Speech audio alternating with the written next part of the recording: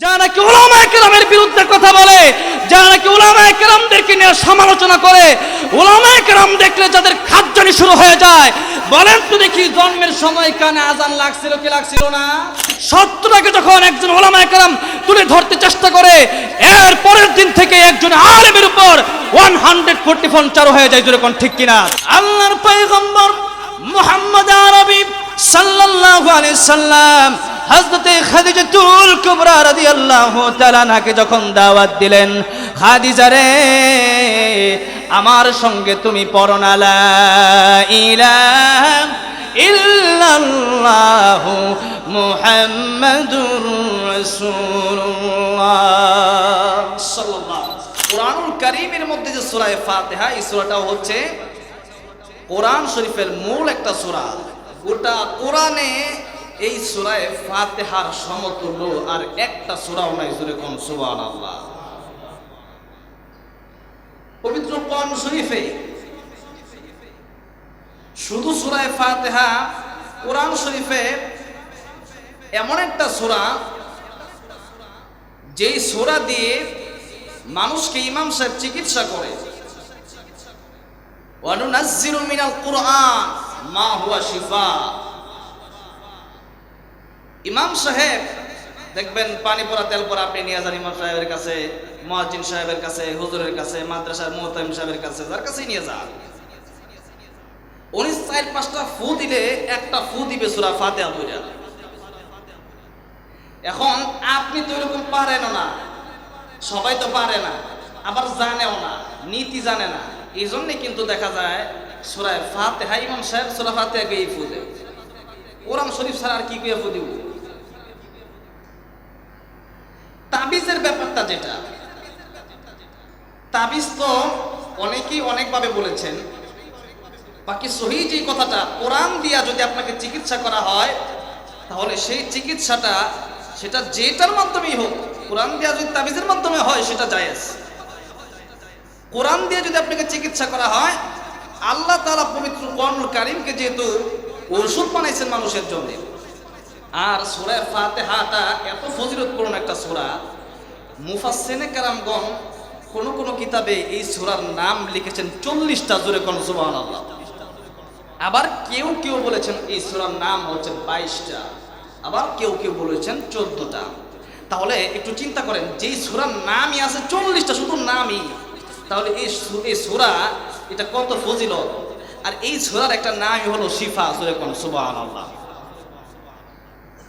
সূরা ফাতিহার এমন একটা আয়াত আছে, যেই আয়াতটা যদি আপনি পড়তে পারেন এবং ওই আয়াতটা পড়ে যদি আল্লাহর কাছে চাইতে পারেন, আপনার চাইতে দেরি হবে, আল্লাহর কাছে মঞ্জুর হতে দেরি হবে না। জোরে কোন সুবহানাল্লাহ। এই আয়াত সূরা ফাতিহার মধ্যে আছে।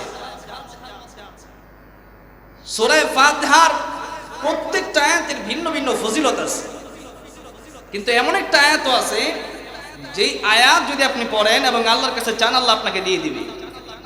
তবে লক্ষ্য রাখতে হবে, আমাদের ঈমান ঠিক থাকতে হবে, হালাল খেতে হবে। একজন মৃত ব্যক্তি এমন, সাগরের মধ্যে কোন ব্যক্তি যদি সাঁতার না পারে, ওই ব্যক্তি সমুদ্রের মধ্যে পড়ে গেলে ওই ব্যক্তির জন্য যেমন কষ্ট, ওই ব্যক্তিটা যত বিপদে আছে, একজন কবরে গেলে মৃত ব্যক্তি ওই রকম বিপদে আছে যেই রকম নাকি সাঁতার না পারা ব্যক্তিটা সাগরের মধ্যে ডুবে গেল। যে ব্যক্তিটা তো বিপদের মধ্যে আছে নিজেই, সে আপনাকে কিভাবে বাঁচাবে? কয়েকদিন আগে বলতে গত জুমাটা পড়ায়া শুক্রবারেই গেলাম সেই পল্টনে, ওখান থেকে আবার গেলাম মিরপুরে। তো শনিবারে গেলাম মিরপুরে, শনিবারে মিরপুরে গেলাম। তো ওখানে আমার কিছু ছাত্র ভাইয়েরা আছে, তারা খুব মহব্বত করে। তো আমারে বললো, ভাই চলেন কি ওই স্থান ঘুরি, ভালো ভালো জায়গা। তো ওখানে যেখানে বুদ্ধিজীবীদের কবর, সেখানে গেলাম, অনেক কবর দেখে আসলাম। এরপরে গেলাম জামিউল উলুম মাদ্রাসায়, আরজাবাদ মাদ্রাসায়। যাওয়ার পরে একেবারে শেষে যেই জায়গায় নিয়ে গেল, ওটা হচ্ছে শাহ আলী রহমতুল্লাহ আলীর মাজার। তো আমি এমনি তো শাহজালাল রহমতুল্লাহ আলীর মাজারে তারপরে বিভিন্ন মাজারে পরিদর্শন করার জন্য গেছি, বাকি এই মাজারে আগে যাই নাই, এবার গেলাম, শনিবারে গেলাম। তো যাওয়ার পরে দেখলাম মানে এত পরিমাণ গরু আর মুরগি এই লকডাউনের মধ্যে আপনার তাদের প্রতিদিন দুপুরে তাদের জন্য কয়েকটা গরু জব করা হয় মাজারে খাওয়ানোর জন্য, চিন্তা করেন। এবং যাদের মানে এমনও শুনছি মাজারের ভিতরে নাকি ওই যে কয়েকদিন একটা দিবস গেছে, ওই দিবসে 1 মন গাঁজা বিক্রি হয়। নাউজুবিল্লাহ বলেন। গাঁজা, এত গাঁজা যদি বিক্রি হয়, মন গাঁজা মানে কি মনে করেন? আমরা 1 মন গাঁজা মনে করেন যে এই মসজিদের অর্ধেক পেলে 1 মন হইব। গাঁজা তো পাতা দিয়ে বানায় নাকি? এই গাঁজা যদি মন মাজারে বিক্রি করা হয়, তাহলে ওই মাজারের পবিত্রতা রক্ষা করা হইল নাকি গুনাহ করা হইল? মাজারের মধ্যে গিয়া সেজদা দেওয়া, মোমবাতি দেওয়া, মাজারের মধ্যে গিয়া মুরগি দেওয়া, গরু দেওয়া, মাজারের মধ্যে গিয়া বাবার কাছে চাওয়া সম্পূর্ণ শিরক।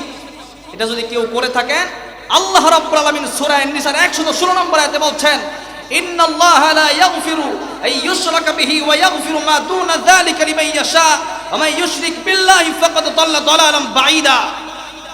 আল্লাহ পাক বলছেন, আল্লাহ পাক চাইলে সব গুনাহ মাফ করে দিবেন। কিন্তু আজকে আপনার স্ত্রী যদি আপনাকে ভালো না বেসে যদি অন্য একটা ছেলেকে গিয়ে ভালোবাসে, আপনার কত খারাপ লাগবে? যে স্ত্রীকে আপনি বিবাহ করার পরে আপনার স্ত্রী যদি আপনাকে রেখে অন্য একটা ছেলের সাথে চলাফেরা করে, অন্য একটা যুবকের সাথে প্রেম করে, তাহলে যদি আপনার দিলের মধ্যে এটা লাগতে পারে, আপনি মানুষ, ওই মানুষকে তো আপনি বানান নাই, তার হাত পা আপনি দেন নাই, তার রিজিকের ব্যবস্থা আপনি করেন নাই। যদিও টাকার মাধ্যমে একটা করতেছেন, ওটা তো রিজিক তো মূলত আল্লাহই দিয়েছে। তাহলে যে আল্লাহ রাব্বুল আলামিন আপনাকে বানালো, যে আল্লাহ রাব্বুল আলামিন আপনাকে বানানোর 1000 বছর আগে আপনার রিজিকের ব্যবস্থা করলো, ওই আল্লাহ রাব্বুল আলামিনের কাছে যদি না চেয়ে মাজারের মধ্যে গিয়া যদি চান, তাহলে আল্লাহ রাব্বুল আলামিন কষ্ট পাবেন কি পাবেন না? এখন ওই জায়গার মধ্যে আমি নিজে সরাসরি দেখলাম সিজদা করতেছে, পূজা করতেছে, নাউজুবিল্লাহ বলেন। আর মাজারে যে শুধু মুসলমান যায়, হিন্দুরা যায় না, এমন কিন্তু বিষয়টা না। অনেক হিন্দুরাও পর্যন্ত মাজারে যায়। তাইলে এখন গিয়া দেখলাম মুরগি, গরু, ছাগলের অভাব নাই। তাহলে এই যে দিতেছে, আপনি একটা গরিব মানুষকে দান করেন, সওয়াব হবে। একটা মাদ্রাসায় একটা মুরগি দান করেন, সওয়াব হবে। কিন্তু আপনি যদি মাজারে দান করেন, তাহলে এটা শিরক হবে। এবং মাজারে আপনি যদি কবরকে ওই ওলিকে নিয়ত করে দান করেন, তাহলে আপনার গুনাহ হবে। মনে রাখতে হবে। সম্মানিত মুসল্লিয়ানে কেরাম, এই জন্য চাইতে হবে কার কাছে? আল্লাহর কাছে। আমি বলেছিলাম যে এমন একটা আয়াত আছে যেটা পরে আপনার চাইলে আল্লাহ পাক আপনাকে দিয়ে দিবে। এবং আপনার হালাল খেতে হবে, হারাম খাওয়া যাবে না, সুদের টাকা খাওয়া যাবে না, ঘুষের টাকা খাওয়া যাবে না, মানুষের কাছ থেকে মাইরা ওই টাকা খাওয়া যাবে না, তাইলে এই ইবাদত কবুল হবে না। তাহলে টাকা হতে হবে হালাল, খেতে হবে হালাল, মানুষকে কষ্ট দেওয়া যাবে না। এর পাশাপাশি যদি আপনার কিছু দরকার হয়, তাহলে 2 রাকাত নামাজ পড়ে, এটা হচ্ছে মুসলিম শরীফের সহিহ মুসলিমের হাদিস 395 নম্বর হাদিসে এসেছে যে আপনি এই কোরআনুল কারীমের মধ্যে এই যে সূরা ফাতিহার 4 নম্বর আয়াতটা কি? ইয়্যাকা না'বুদু ওয়া ইয়্যাকা নাস্তাঈন। এই আয়াতটা আপনি পড়বেন। কোন বর্ণনা মতে এসেছে 41 বার পড়তে হবে। যদি আপনি পড়েন, নামাজ 2 রাকাত নামাজ আদায় করে বিসমিল্লাহ পড়ে দুরূদ শরীফ পড়ে আল্লাহর কাছে এই দোয়াটা করবেন। আর ইয়্যাকা না'বুদু ওয়া ইয়্যাকা নাস্তাঈন, আল্লাহকে বলবেন, আল্লাহ আমরা তোমার ইবাদত করি আর তোমার কাছেই সাহায্য চাই, তুমি তো আমারে বানাইলা। আল্লাহ কইরা এই আয়াতটা পরে আল্লাহর কাছে দোয়া করব। এটা হচ্ছে আজকের 1 নম্বর শিক্ষা। 1 নম্বর যে সূরা ফাতিহা থেকে বললাম, 2 নম্বরে আমি রেফারেন্স দিই। আমি অনেক সময় কিছু আলোচনা করে ইউটিউবে যাই, তখন অনেকে রেফারেন্স চায়, এই জন্য আজকে রেফারেন্স দিয়ে দিলাম। সহিহ মুসলিমের 395 নম্বর হাদিসে দেখলে ইনশাআল্লাহ আপনারা পেয়ে যাবেন। তাহলে আসেন, গেল কোরআন এবং হাদিস থেকে দলিল সহ প্রথম যে 4 নম্বর আয়াত, এটা হচ্ছে ইয়্যাকা না'বুদু ওয়া ইয়্যাকা নাস্তাঈন। এটা দিয়ে আপনারা আমল করবেন, আমরা বলি ইনশাআল্লাহ। এবার আসেন, এই সূরাটা আল্লাহ পাক যে নাজিল করেছেন, এই সূরার দৈহিক মানে মানুষের দেহের চিকিৎসা কিভাবে হয়, এটা আমি তো বললামই যে এই সূরার নাম হচ্ছে সূরায়ে শিফা, মানে এই সূরাটাই হচ্ছে ঔষধ। জোরে করো সুবহানাল্লাহ। এই সূরাটা কিভাবে ঔষধ দেখেন, সাহাবায়ে কেরাম রাদিয়াল্লাহু তাআলা আজমাইন ওনারা একবার যাচ্ছিলেন এক সফরে যাওয়ার সময় আমরা অনেক সময় চিল্লা দিই, জামাতে যাই তো গেলে মনে করেন 20 জন 30 জন 40 জন লোক থাকে, একজন আমির সাহেব থাকে না? তো সাহাবায়ে কেরামদের মধ্যেও একজন আমির সাহেব ছিলেন। তো আমির সাহেব সাহাবায়ে কেরামদেরকে ডাক দিয়া বলেন, সাহাবীরা আজকে আমরা সফর করতে করতে সন্ধ্যা গনিয়ে আসছে, মরুভূমি এলাকার মধ্যে আজকে আমরা থাকবো, আজকে আমরা থেকে পরে আগামীকাল আবার আমরা সফরে রওনা হব ইনশাআল্লাহ। তো এখন আমরা যদি মনে করেন 20-30 জন লোক এই এলাকার মধ্যে আসি, এই এলাকার মধ্যে যিনি মুরব্বী আছে, চেয়ারম্যান বা মেম্বার আছে, এতগুলা লোক 30-40 জন লোক, কমপক্ষে মাতাব্বর বা চেয়ারম্যান মেম্বারের কাছে গিয়া বলা লাগবো না যে আজকে আমরা এই জায়গায় আসছি, আমরা থাকবো আজকের রাত্রে, এটা বলা লাগবো না? অনুমতি নেওয়ার দরকার আছে না? তো সাহাবায়ে কেরাম রাদিয়াল্লাহু তাআলা আজমাইন ওনারা অনুমতি নিল, মানে অনুমতি নিতে গেল যে আমরা আজকে এই জায়গায় থাকবো, কালকে আবার চলে যাব। এখন সবাই তো আর একরকম না, মাতাব্বর এমন মাতাব্বর না না না এই জায়গায় থাকা যাবে না, এখন থাকতে দিল না, তারা ওই জায়গায় থাকলো না, ওই দূরে গিয়া এক জায়গায় মরুভূমিতে তাঁবু টাঙ্গায় তারা থাকতে শুরু করলো। আল্লাহর কি কারিশমা, ওই যে মাতাব্বর থাকতে দিল না, ওই মাতাব্বরেই সাপে কামড় মেরে দিছে, সাপের বিষ দাঁড়াইলা, তুমি আবার মন্ত্র বা ওজাগিরি শিখলা কবে? সাহাবী ডাক দিয়া বলেন, রে আমার সাথীরা, তন্ত্র মন্ত্র ওজাগিরি আমি শিখি নাই, আমি কুরআন আল কারীমের সূরা ফাতিহা পড়ে ফু দিয়েছি, সাথে সাথে সাপের বিষ পানি হয়ে গেছে। তাহলে আসুন এই সূরা ফাতিহা মক্কা নগরীতে নাযিল হয়েছে। আল্লাহর নবী বিশ্বনবী রাহমাতুল লিল আলামিন হেরা পর্বতের মধ্যে গুহার মধ্যে যখন ধ্যানমগ্ন অবস্থায় ছিলেন, আল্লাহর নবী বিশ্বনবী রাহমাতুল লিল আলামিনের কাছে হযরত জিবরাইল আলাইহিস সালাম আসলেন। হযরত জিবরাইল আমিন আলাইহিস সালাম মাথাটা আসমানের উপরে, পা দুইটা জমিনের নিচে। আল্লাহর নবী হঠাৎ করে দেখে চমকে উঠলেন, আর আল্লাহর নবীকে বললেন, ইকরা, ওগো নবীজি আপনি পড়েন। আল্লাহর নবী বলেন, আমি পড়তে জানি না। দ্বিতীয়বার আবার বললেন, ইকরা, পড়েন। আল্লাহর নবী বললেন, আমি পড়তে জানি না। তৃতীয়বার সজোরে যখন সিনার মধ্যে সিনা লাগায়া যখন চাপ দেওয়া হলো, আল্লাহর পয়গম্বর মুহাম্মদ আরবি সাল্লাল্লাহু আলাইহি ওয়াসাল্লাম সঙ্গে সঙ্গে সূরা আলাকের 5টা আয়াত শুনিয়ে দিয়েছে। জোরে কোন সুবহানাল্লাহ।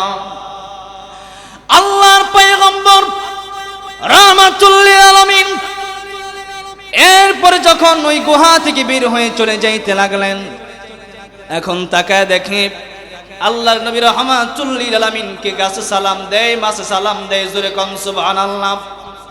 একটা পাথর, প্রত্যেকটা পাথর যেন আল্লাহর নবীকে সালাম দেয়। আল্লাহর নবী বিশ্ব নবী রাহমাতুল লিল আলামিন এবার চলে যায় খাদিজাতুল কুবরা রাদিয়াল্লাহু তাআলা আনহার ঘরে। ও খাদিজা, কে যেন আসলো হেরার গুহার মধ্যে, হেরা পর্বতের গুহার মধ্যে, আমাকে কি যেন পড়ায় গেল, আমার শরীরের মধ্যে কম্পন সৃষ্টি হয়ে গেছে, আমার জ্বর এসেছে শরীরের মধ্যে, প্রচন্ড তাপ আমার স্বামী, ওগো নবীজি আপনার কিছুই হয় নাই। আপনাকে হযরত খাদিজাতুল কুবরা রাদিয়াল্লাহু তাআলা আনহা সান্ত্বনা দিতেছেন। কেমন স্ত্রী ছিলেন নবীর স্ত্রী। কিন্তু আমাদের বর্তমান যারা স্ত্রী, এরা স্বামী একটা বিপদে পড়লে আস্তাগফিরুল্লাহ, তোমার কি বুদ্ধি দিয়ে রয়েছে নাকি এটা কইয়া, মানে স্ত্রী, কিছু স্ত্রী আছে স্বামীরে আরো 3 গুণ ভয় বাড়ায় দেয়। জোরে কোন ঠিক কিনা? হুজুরের কাছে গিয়ে হুজুর তাবিজ দেন, আমার স্বামীরে বুদ্ধি দিয়ে রয়েছে। হযরত খাদিজাতুল কুবরা রাদিয়াল্লাহু তাআলা আনহা উনি সান্ত্বনা দিলেন, ওগো নবীজি চিন্তার কোনো কারণ নাই, ওটা কোনো জিন্নাত হতে পারে না, শয়তান হতে পারে না। যে ব্যক্তি সারা জীবন কোনো মানুষকে একটু বিন্দু কষ্ট দিতে পারে না, ওই ব্যক্তির বিরুদ্ধে কোনো শত্রু থাকতে পারে না। জোরে কোন সুবহানাল্লাহ। আল্লাহর পয়গম্বর রাহমাতুল লিল আলামিন হযরত খাদিজাতুল কুবরা রাদিয়াল্লাহু তাআলা আনহুকে বললেন, জাম্মিলুনি জাম্মিলুনি, আমার কম্বল দিয়ে জড়ায় ধরো। আল্লাহর পয়গম্বর রাহমাতুল লিল আলামিন ওনাকে খাদিজাতুল কুবরা রাদিয়াল্লাহু তাআলা যখন সান্ত্বনা দেয়, এখন আল্লাহর নবীও বলেন, আমি যেহেতু পয়গম্বর হয়েছি, আমি চাই আমি বাহিরে যখন দাওয়াত দিব, তখন মানুষ যদি বলে নিজের ঘরের কি অবস্থা, নিজের ঘরের লোকের কি অবস্থা। আল্লাহর পয়গম্বর মুহাম্মদ আরবি সাল্লাল্লাহু আলাইহি সাল্লাম হযরতে খাদিজাতুল কুবরা রাদিয়াল্লাহু তাআলা আনহাকে যখন দাওয়াত দিলেন, খাদিজা রে আমার সঙ্গে তুমি পড়ো না লা ইলাহা ইল্লাল্লাহু মুহাম্মাদুর রাসূলুল্লাহ সাল্লাল্লাহু হযরতে খাদিজাতুল কুবরা রাদিয়াল্লাহু তাআলা আনহা একটু দেরি করলেন না। আল্লাহর নবী, বিশ্ব নবী রাহমাতুল লিল আলামিন কালিমা পড়ানোর সঙ্গে সঙ্গে খাদিজাতুল কুবরা রাদিয়াল্লাহু তাআলা আনহা সঙ্গে সঙ্গে পড়ে নিলেন, লা ইলাহা ইল্লাল্লাহু মুহাম্মাদুর রাসূলুল্লাহ সাল্লাল্লাহু।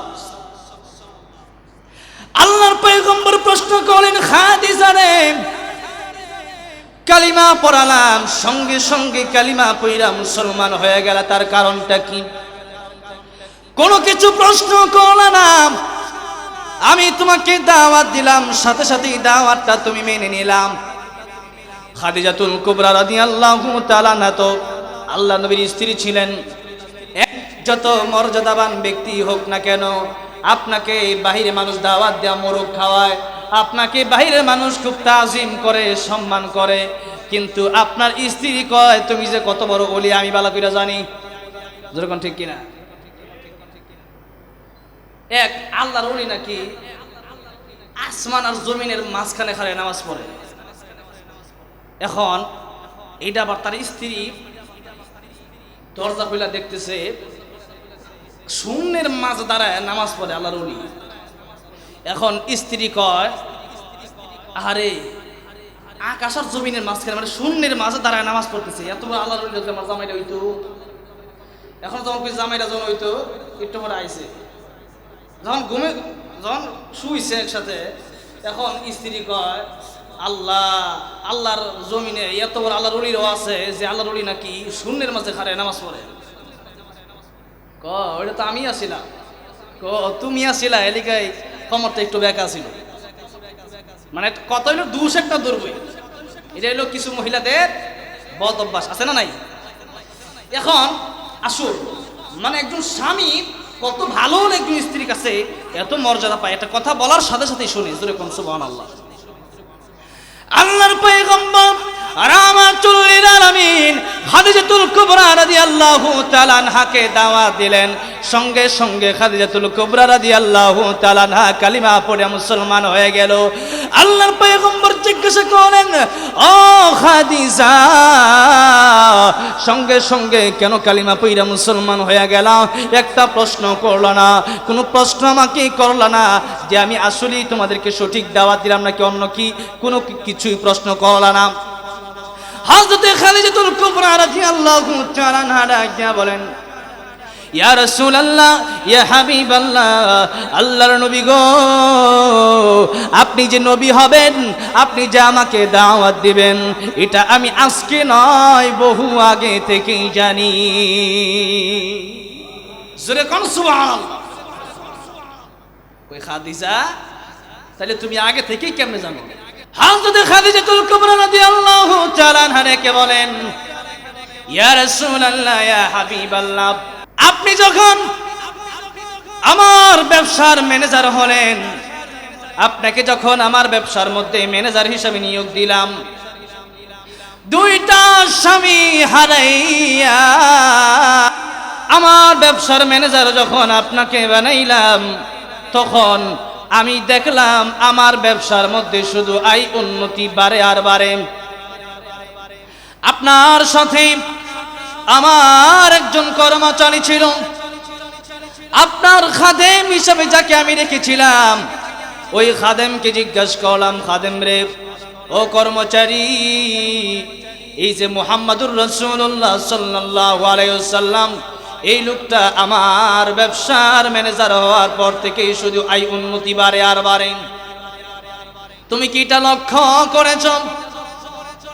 কর্মচারী ডাক দিয়ে বলেন, খাদিজা,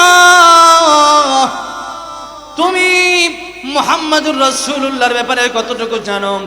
তুমি যদি বলো মুহাম্মাদুর রাসূলুল্লাহ সাল্লাল্লাহু আলাইহি সাল্লামের ব্যাপারে আমি তোমাকে কিছু কথা বলবো, শুনবা? বলো হ্যাঁ, বলো হ্যাঁ। খাদিজাতুল কুবরা রাদিয়াল্লাহু তাআলা আনহা বলেন, শুনো দেখি, কি বলো দেখি, কি বলবা?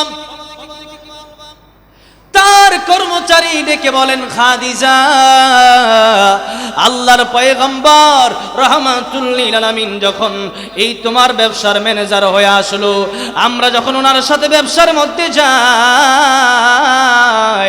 ওই সময় যখন পয়গম্বর মুহাম্মদ আরবি সাল্লাল্লাহু আলাইহি সাল্লাম যখন মার্কেটের ভিতরে ঢুকে মাল ক্রয় করার জন্য, গোটা মার্কেটের মালের দাম কমে যায়। আর যখন মাল বিক্রি করার জন্য যায়, মাল বিক্রি করবে, তখন যখন মার্কেটের ভিতরে যায়, তখন গোটা মার্কেটের মালের দাম বেড়ে যায়। তাহলে আসুন, লাভ কয় দিকে? দুই দিকে। একটা হলো যখন কিনতে যায় তখন কমে পায়, আর যখন বিক্রি করতে যায় তখন বেশি দামে বিক্রি করতে পারতেছে। তাহলে লাভ কয় দিকে? দুই দিকে। এখন তাহলে তো ব্যবসার মধ্যে লাভ হবে। খাদিজার কর্মচারী ডেকে বলেন, ও খাদিজা, আরো কিছু শুনতে চাও? বলে হ্যাঁ, মজাই তো লাগে, আরো কও।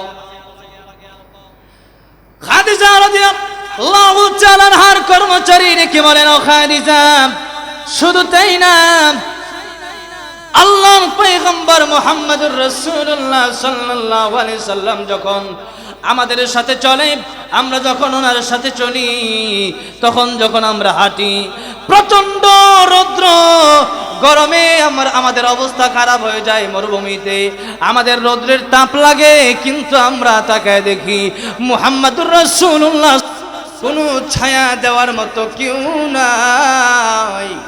ছাতাটাকে ধরলো, আমি উপর দিকে তাকায় দেখি,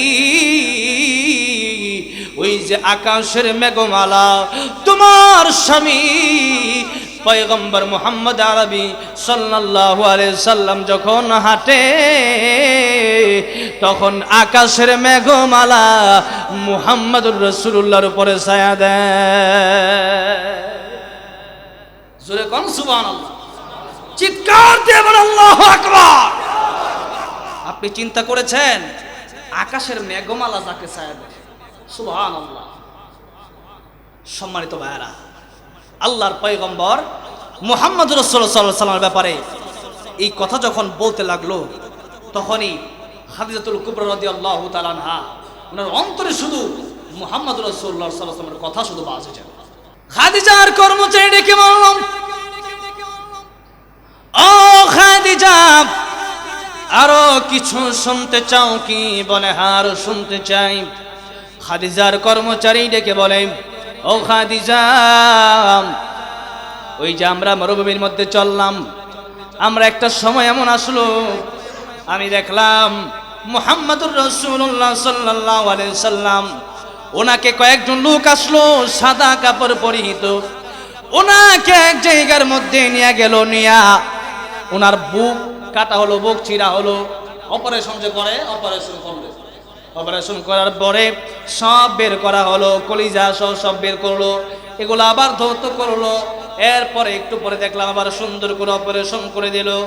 এই যে এই লোকটা এত বড় একটা অপারেশন করার পরেও কিছুক্ষণ পরেই দেখি আবার সুস্থ হয় আমার দিকে আসে। হযরত খাদিজাতুল কুবরা রাদিয়াল্লাহু তাআলা আনহা এই কথাগুলি যখন শুনল, খাইতে গেলে মুহাম্মদ, ঘুমাইতে গেলে মুহাম্মদ, সব জায়গায় শুধু মুহাম্মদ। এই অবস্থায় বহুত লম্বা কথা সংক্ষেপ করে দিই। খাদিজাতুল কুবরা রাদিয়াল্লাহু তাআলা আনহা বিয়ার প্রস্তাব দিলেন, বিয়ে হয়ে গেল। লম্বা কথা তো বলা যাবে না। এরপরে খাদিজাতুল কুবরা রাদিয়াল্লাহু তাআলা আনহা বলেন, ওগো নবীজি, শুধু তাই না, আমি একদিন স্বপ্নে দেখলাম যে আকাশের চন্দ্র আমার কোলের মধ্যে উদিত হলো। জোরে কোন সুবহানাল্লাহ। এত বড় একটা স্বপ্ন দেখার পরে আমি চলে গেলাম আমার একজন তাওরাতের আলেম, আমার একজন চাচাতো ভাই ছিল, আমি চলে গেলাম তার কাছে। আমি যখন তার কাছে চলে গেলাম, আমার ওই তাওরাতের আলেম বলল, এই স্বপ্নের ব্যাখ্যা মধ্যে উদিত হয়েছে, এটা আসমানের চন্দ্র নয়, আসমানের চন্দ্র নয়, এটা হলো শেষ জামানার পয়গম্বর খাতামুন নবীন রাহমাতুল লিল আলামিন যখন নবী হবে, নবুয়তি পাওয়ার পরেই তোমার কোলের মধ্যেই উদিত হবে। জোরে কোন সুবহানাল্লাহ। সেই কথার পর থেকেই তো আমি আপনার কাছে বিবাহ বসলাম, আর আজকে আপনি নবুয়তি পাওয়ার পরে আজকে আপনি আমার কাছে আসলেন। জোরে কোন সুবহানাল্লাহ। এখন আল্লাহর নবী কয়েকদিন পরে বাড়ি থেকে বের হয়েছে। বের হওয়ার পরে এখন তাকায় দেখে আসমান আর জমিনের মাঝখান থেকে নূরের মিম্বর থেকে একজন ডাক দেয়। আল্লাহর নবীকে শুধু ডাকে। আল্লাহর নবী চমকে গেলেন, ভয় পায় নাই। একটা মানুষটা যদি আসমান আর জমিনের মাঝখান থেকে কেউ ডাকে, তাহলে সাধারণত আপনার আমি তো ভয় পেয়ে দিব, তো জুতা মতা খুললা আর খালি কেবল লাই লাই লাগা সুবহানাল্লাহ, লাই লাই লাগা সুবহানাল্লাহ, যেরকম ঠিক কিনা। এখন আল্লাহ নবী ভয় তো পায় না, একটু অন্যরকম না যে আসমান আর জমিনের মাঝখানে। আল্লাহ নবী ঘরের ভিতরে চলে গেলেন। চলে গিয়ে কই, খাদিজা রে, আমি মনে হয় বেশি দিন বাঁচবো না, কারণ ওই যে একবার পাহাড়ের মধ্যে এসেছিল, আবার আজকে এসেছে, বারবার কয়েকদিন পরে পরে আসেটা কে? খাদিজাতুল কুবরা রাদিয়াল্লাহু তাআলা আনহা বলেন, জিন্নাত হতে পারে না, এটা কোনো শয়তান হতে পারে না। যে ব্যক্তি মানুষকে কষ্ট দিতে পারে না, ওই ব্যক্তির শত্রু থাকতে পারে না। আল্লাহ নবীর কাছে যখন বারবার এরকম আসে, আসমান আর জমিন থেকে আল্লাহ নবীকে ডাকে, তখন সংক্ষিপ্ত করে দিচ্ছি। এবার আল্লাহর পয়গম্বর রাসূল সাল্লাল্লাহু আলাইহি সাল্লাম বলেন, খাদিজা, এই অবস্থা। খাদিজাতুল কুবরা রাদিয়াল্লাহু তাআলা আনহা বললেন, আমার একজন চাচাতো ভাই আছে তাওরাতের আলেম, ওনার কাছে চলেন যাই, উনি হয়তো বলতে পারবে। ওনার কাছে যখন গেলেন, এখন উনি বললেন, ওনার কাছে যখন গেলেন তখন বললেন যে আসলে বিস্তারিত এরকম এরকম। তখন তাওরাতের আলেম বললেন, তাহলে আপনার কাছে জিন্নাত নয়, শয়তান নয়, আপনার কাছে এটা হয়তো ফেরেশতা এসেছিল, আগামীতে যখন আপনার কাছে আসবে তখন আপনি ওনার কাছে যাবেন। আরেকটা কথা বলে দিই, আমরা তাওরাত অনুযায়ী যা পেয়েছি, আপনি আজকে থেকে শুধু মুহাম্মদ নয়, আজকে থেকে আপনি হয়ে গেলেন মুহাম্মাদুর রাসূলুল্লাহ। জুড়ে পড়েন সাল্লাল্লাহু আলাইহি ওয়াসাল্লাম।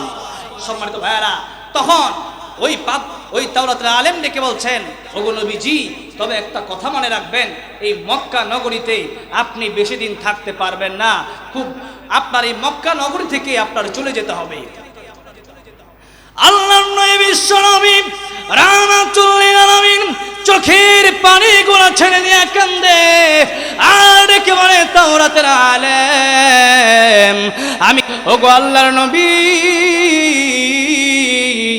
আপনার কোনো অপরাধ নাই, আপনার কোনো দোষ নাই, একটা দোষ আপনার, সেই দোষটা হলো আপনি কালিমার দাওয়াত দিবেন, আপনি হক কথা বলবেন। ঠিকই দেখা গেল আল্লাহ নবী যখন হক কথা বললেন, তখন কিন্তু আল্লাহ নবীকে মক্কা ছেড়ে মদিনায় চলে যেতে হয়েছিল। যেরকম ঠিক কিনা? বর্তমানে সেই সিস্টেম হয়েছে, যারা নাকি আজকে মাঠে ময়দানে মসজিদের মধ্যে যখন হক কথা বলে, তখনই তাদেরকে পরের দিনই বলা হয় মৌলবাদী, উগ্রবাদী। যেরকম ঠিক কিনা? শুধু তাই নয়, বর্তমানে যখন সত্যের পক্ষে মানুষ কথা বলে, সত্যটাকে যখন একজন ওলামায়ে কেরাম তুলে ধরতে চেষ্টা করে, এর পরের দিন থেকে একজন আলেমের উপর 144 চালু হয়ে যায়। যেরকম ঠিক কিনা? সম্মানিত মুসল্লিনে কেরাম, এটা শুধু আজকে থেকে নয়, এটা পয়গম্বরের জামানা থেকে শুরু হয়ে গেছে। আজকে এই জামানায়ও সত্যের পক্ষে কোনো কথা বলা যায় না। যেরকম ঠিক কিনা? সত্যের পক্ষে গান গাই বলে আমি বিদ্রোহী, সত্যের পথে ডাকি বলে আমি বিপ্লবী। কোরআনের কথা বলি তাই বলে আমাকে মৌলবাদী, কোরআনের কথা বলি তাই বলে আমাকে মৌলবাদী। জিহাদের কথা বলি তাই বলে আমাকে জঙ্গিবাদী। আমি বিদ্রোহী বিপ্লবী মৌলবাদী, কেন জঙ্গিবাদী? বিদ্রোহী বিপ্লবী মৌলবাদী, কেন জঙ্গিবাদী? ঠিক কিনা? জন্মের পরে কানে আজান কি দেয়নি, তুমি মৌলবাদী ছাড়া হওনি। যেরকম ঠিক কিনা? বর্তমান সময়ের যেই রাম বা আমার নাস্তিকগুলো বেঈমানগুলো আছে, যারা নাকি উলামায়ে কেরামের বিরুদ্ধে কথা বলে, যারা নাকি উলামায়ে কেরামদেরকে নিয়ে সমালোচনা করে, উলামায়ে কেরাম দেখলে যাদের খাদ্যানি শুরু হয়ে যায়, বলেন তো দেখি জন্মের সময় কানে আজান লাগছিল কি লাগছিল না? বলেন দেখি তার বাবার জানাজা হুজুর পড়াইছে কি পড়ায় নাই? তাহলে তার জন্মের সময় কানে আজান লাগছে, একামত লাগছে, তার বাবার জানাজা পড়াইছে, এখন তার বিয়া পড়াইলো, তার মার বিয়া সহ পড়াইলো, এখন আসেন তার জানাজা পড়ানোর দরকার হুজুরের আছে নাই? এখন আসেন, তাহলে জানাজাও পড়াইতে হবে। জানাজা কে পড়াবে? হুজুরই পড়াবে। যেরকম ঠিক কিনা? জন্মের পরে কানে আজান কি দেয়নি, তুমি মৌলবাদী ছাড়া হওনি। আবার মরণের পরে জানাজা পড়াবে, মরণের পরে জানাজা পড়াবে, তখন কোথায় পালিয়ে যাবি বিদ্রোহী? বিদ্রোহী বিপ্লবী মৌলবাদী, কেন জঙ্গিবাদী? বিদ্রোহী বিপ্লবী মৌলবাদী, কেন জঙ্গিবাদী? কি মনে করে ওই হনুমান, দাড়ি টুপি দেখলেই তালেবান? আবার সিংহের চেয়েও বেশি ভয় পায়, সিংহের চেয়েও বেশি ভয় পায় মাথায় পাগড়ি দেখে যদি। বিদ্রোহী বিপ্লবী মৌলবাদী, কেন জঙ্গিবাদী? বিদ্রোহী বিপ্লবী মৌলবাদী, কেন জঙ্গিবাদী? বেহায়া নারীর ওই কেমন কথা, ইসলাম মানে ওদের মাথা ব্যথা। বেহায়া নারীর ওই কেমন কথা, ইসলাম মানে ওদের মাথা ব্যথা। আবার পর্দার কথা যদি বলি, পর্দার কথা যদি বলি, তখন হয় আমি ফতুয়াবাজি বিদ্রোহী। ঠিক কিনা? বিদ্রোহী বিপ্লবী মৌলবাদী, কেন জঙ্গিবাদী? বিদ্রোহী বিপ্লবী মৌলবাদী, কেন জঙ্গিবাদী? ঠিক কিনা? আমার ভাইরা, এখন আল্লাহ নবী রাহমাতুল আলামিন এখন ওনাকে বললেন, তাহলে আপনি হক কথা বলার কারণে বেশি দিন মক্কায় থাকতে পারবেন না, মদিনায় চলে যেতে হবে। এখন আল্লাহ নবীকে বললেন শেষ পর্যায়ে যে আপনি আরেকবার যখন উনি আসবে, আসমান আর জমিনের মাঝখান থেকে আপনাকে ডাকবে, আপনি শুনবেন, আপনি সাড়া দিবেন। আল্লাহ নবী যখন এবার সাড়া দিলেন, তখন হযরত জিবরাইল আলাইহিস সালাম কয়, আমি তো আপনাকে আপনার সাড়া পাওয়ার জন্য আপনাকে বারবার ডাকি। আল্লাহ পাক আমাকে দিয়ে একটা সূরা নাজিল করেছেন, এই সূরাটা হলো সূরা ফাতিহা। জোরে কোন সুবহানাল্লাহ। এই সূরাটাই আসমান আর জমিনের মাঝখান থেকে নাজিল হয়েছে, যাতে নাজিলের ভঙ্গিমা দেখেই মানুষ বুঝতে পারে এই সূরার ফজিলত কম নয়, বরং সূরার ফজিলত অনেক বেশি। এই সূরাটা দৈহিক এবং আধ্যাত্মিক রোগের চিকিৎসা, অনেক কিছু তো প্রথমে বলেছি। এরপরেও এই সূরাটা হলো এমন চিকিৎসা, আপনারা যদি কখনো অসুস্থ হয়ে যান, একেবারে আপনার হচ্ছে না, চলে না, ডাক্তার পারে না, কবিরাজ পারে না, এই সূরা ফাতিহা আপনি পড়ে ফু দিয়ে পানিটা খাবেন, ইনশাল্লাহ সুস্থ হয়ে যাবেন যদি আল্লাহর উপর পুরো তাওয়াক্কুল থাকে। আর অনেক ওলামায়ে কেরাম বলেছেন যে প্রতিদিন 41 বার করে 41 দিন আপনি এই পানি পান করবেন, প্রতিদিন সূরা ফাতিহা 41 বার করে পড়ে ফু দিয়ে পানি খাবেন, ইনশাল্লাহ আপনি সুস্থ হয়ে যাবেন। তাহলে এই সূরাটা এত বড়, এত ফজিলতপূর্ণ সূরা, যে সূরা ছাড়া আল্লাহ সলাত তৌফিক দান করেন, করেন আমিন। আর আজকে একটা কথা আমার কানে এসেছে, আপনারা তো, আমি তো প্রতিদিন আর বলি না,